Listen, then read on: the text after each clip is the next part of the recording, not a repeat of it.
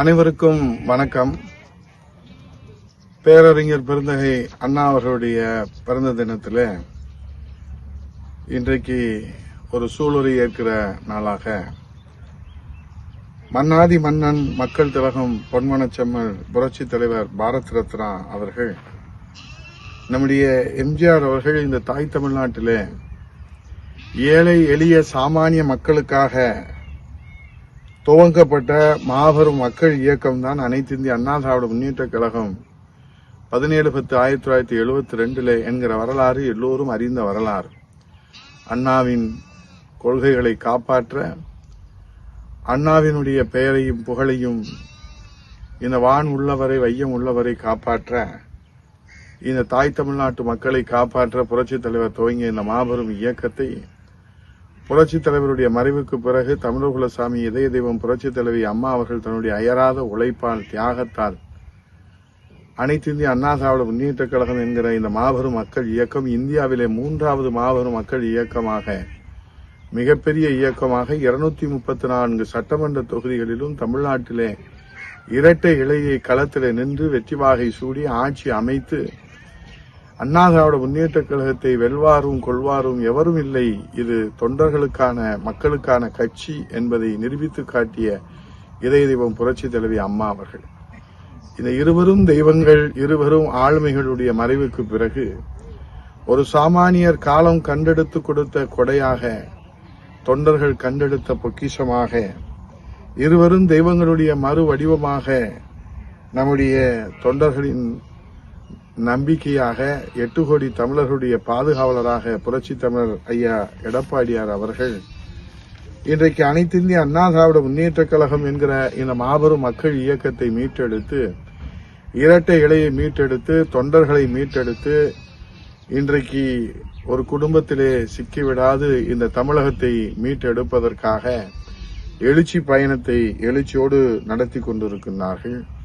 புரட்சி தமிழர் ஐயா எடப்பாடியாருடைய லட்சியம் தமிழகத்திலே நடைபெற்று வருகிற மக்கள் விரோத ஸ்டாலின் திமுக தலைமையிலான மன்னர் ஆட்சியை ஒழித்து கட்டி மக்களாட்சியை மீண்டும் இந்த தாய் தமிழ்நாட்டிலே மலரச் செய்வதற்காக ஒரு எளிய தொண்டராக, சாமானிய தொண்டராக, முன்கள போராளியாக இன்றைக்கு ஒரு உரிமை போராட்டத்தை நடத்தி கொண்டிருக்கின்றார்கள்.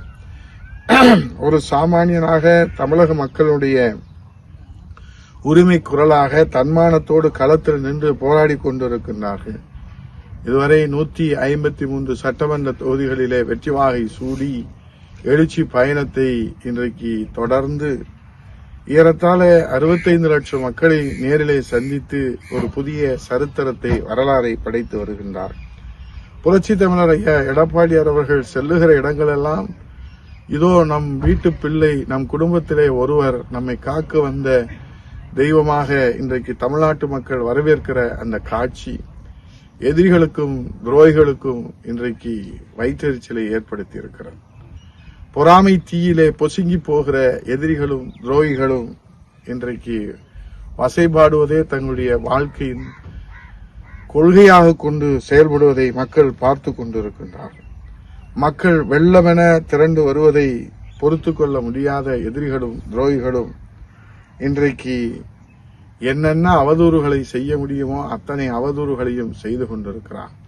அண்ணா திராவிட முன்னேற்ற கழகத்திலே பிரச்சனை, அண்ணா திராவிட முன்னேற்ற கழக தொண்டர்களிடத்திலே பிரச்சனை, நிர்வாகிகளிடத்திலே பிரச்சனை, தலைமையிடத்திலே பிரச்சனை, பிரச்சனை பிரச்சனை என்று அவர்களே ஒரு பிரச்சனையாக இந்த தமிழ்நாட்டுக்கு இருப்பதுதான் நிதர்சனமான உண்மையாக இருக்கிறது.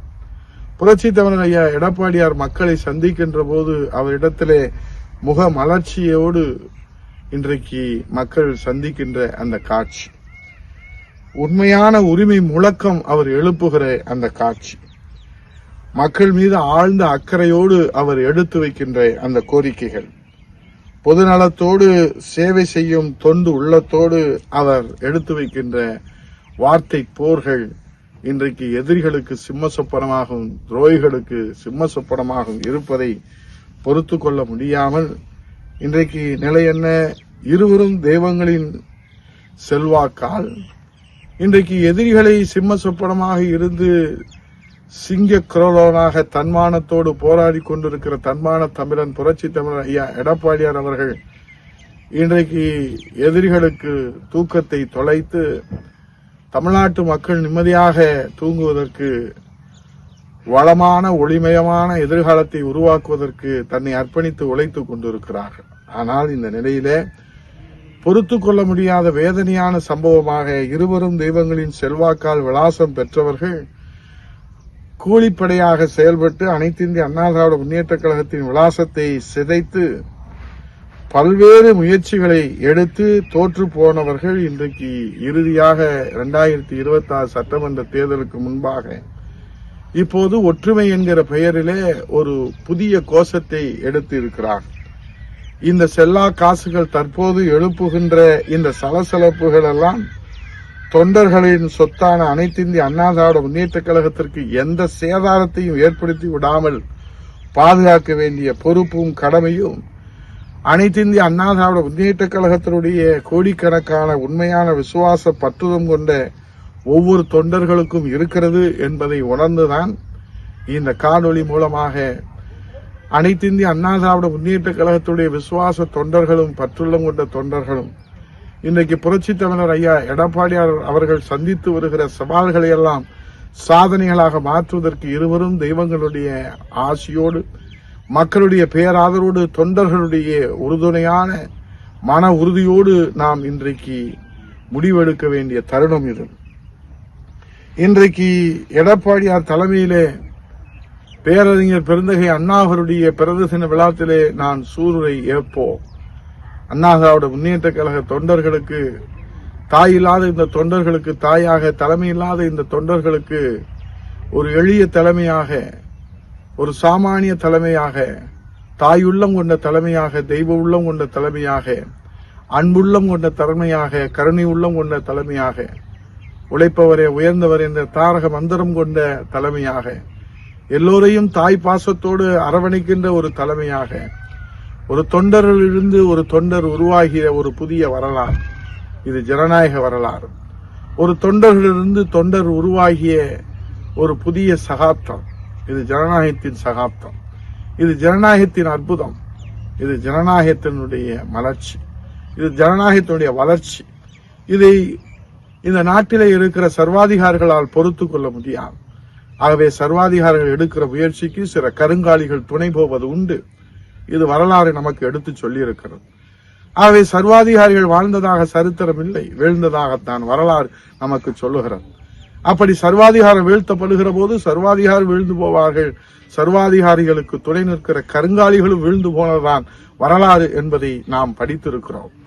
ஆகவே இப்போது அனைத்து இந்திய அண்ணா திராவிட முன்னேற்றக் கழகம் என்கிற மாபெரும் இந்த இயக்கத்தை ஒரு தொண்டருக்கு தொண்டராக இருந்து பாதுகாத்து வருகிற தாய் தமிழ்நாட்டின் பாதுகாப்பு அரண் அனைத்து இந்திய அண்ணா திராவிட முன்னேற்றக் கழகத்தினுடைய ஒரே நம்பிக்கை புரட்சி தமிழர் ஐயா எடப்பாடியார் அவர்களுடைய தலைமைக்கு பலவீனப்படுத்துவதற்காக சலசலப்பை ஏற்படுத்துகிற இந்த செல்லா காசுகளுடைய சலசலப்பு அண்ணா திராவிட முன்னேற்றக் கழகத்திலே எந்த பின்னடைவும் ஏற்படுத்த முடியாத அளவிற்கு தொண்டர்கள் பாதுகாப்பு அரணாக இருக்க வேண்டிய தருணம் இது என்பதை பேரறிஞர் பெருந்தகை அண்ணா அவருடைய இந்த பிறந்த தினத்திலே சூளுரை ஏற்போம். புரட்சி தமிழர் எடப்பாடியுடைய கரத்தை வலுப்படுத்துவோம். ஆகவே இன்றைக்கு சர்வாதிகாரத்திற்கு துணை போகிற கருங்காலிகளுக்கு இந்த வரலாறு தக்க பாடம் புகட்டுவதற்கு தொண்டர்கள் எச்சரிக்கையாக இருந்து நாம் கவனத்தோடு பணியாற்ற வேண்டிய தருணம் இது என்று சூளுரை ஏற்று அம்மாவின் ஆட்சி, புரட்சி தலைவர் ஆட்சி, ஏழைகளின் ஆட்சி, எளியவர்களின் ஆட்சி, இந்த ஜனநாயக ஆட்சி, மக்களாட்சி, இரட்டையரின் ஆட்சி, அண்ணா திராவிட முன்னேற்ற கழகத்துடைய ஆட்சி எடப்பாடியுடைய தலைமையிலே மலர்வதற்கு எல்லோரும் நாம் ஒற்றுமையோடு, மன உறுதியோடு, நம்பிக்கையோடு, விசுவாசத்தோடு பதவி சுகத்திற்காக, அதிகாரத்திற்காக இன்றைக்கு வேஷம் போடுகிற வேடதாரிகளின் முகத்திரையை கிழித்தெறிந்து வெற்றி வாகை சூடுவோம். புரட்சி தமிழர் ஐயா எடப்பாடியார் தலைமையிலே புதிய வெற்றி சரித்திரம் படைப்போம். நன்றி, வணக்கம்.